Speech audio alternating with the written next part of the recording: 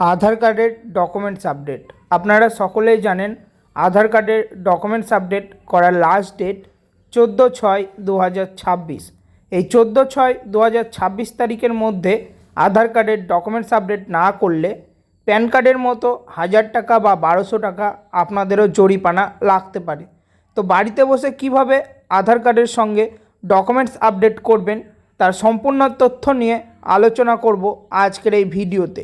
তাই অবশ্যই ভিডিওটা মনোযোগ সহকারে দেখবেন। আর আমাদের এই ইউটিউব চ্যানেলে প্রথমবার ভিজিট করলে চ্যানেলটি সাবস্ক্রাইব করে নোটিফিকেশানটি অল করে রাখবেন। আধার কার্ডের ডকুমেন্টস আপডেট করার জন্য গুগল ক্রোম ব্রাউজারে মাই আধার লগইন লিখে সার্চ করবেন। সার্চ করলে প্রথমে যে অপশান পাবেন সেখানে লগইন অপশানের ওপর ক্লিক করবেন। তারপর আপনার আধার কার্ডের নাম্বার এবং ক্যাপচার কোড এবং আধার লিঙ্ক করা মোবাইলের ওটিপি দিয়ে আপনারা নিজের আধার কার্ডটি লগ ইন করবেন।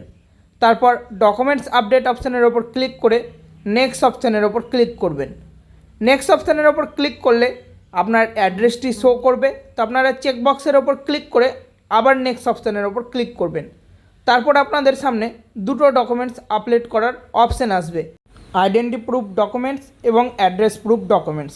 তো আইডেন্টি প্রুফ ডকুমেন্টসে আপনারা প্যান কার্ড, ভোটার কার্ড নইলে রেশন কার্ড আপলোড করতে পারেন। তো আপনারা যে ডকুমেন্টসটি আপলোড করবেন সেটি আপনারা সিলেক্ট করবেন।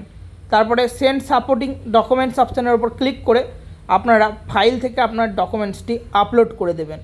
তারপর অ্যাড্রেস প্রুফ হিসাবে আপনারা ভোটার কার্ড বা ইলেকট্রিসিটি বিল, এসসি কার্ড যে কোনো একটি ডকুমেন্টস আপনারা সিলেক্ট করবেন। তারপর সেন্ড সাপোর্টিং ডকুমেন্টস অপশানের ওপর ক্লিক করে আপনার ফাইল থেকে ডকুমেন্টসটি আপলোড করে দেবেন। তারপর নিচের চেকবক্সটি ক্লিক করে নেক্সট অপশানের ওপর ক্লিক করবেন। ক্লিক করলেই আপনার আধার কার্ডের ডকুমেন্টস আপডেটটি সাকসেস হয়ে যাবে। তারপর আপনারা সাবমিট অপশানের ওপর ক্লিক করে আপনার আধার কার্ডের ডকুমেন্টস আপডেট করার স্লিপটি ডাউনলোড করে নেবেন।